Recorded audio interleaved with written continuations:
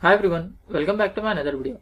Today I am going to show in this video how to shut down your Windows 10 or Windows 11 using keyboard shortcut key. So before going to start the video, if you are not subscribed to my channel, please subscribe. So let's start the video. Guys, if you want to shut down your Windows 10 or 11 with using keyboard shortcut key, then I will show you in this two method how to do this. The first method is you can just press Alt F4. By pressing Alt F4 you can see shutdown and just press enter, then your PC will be shut down.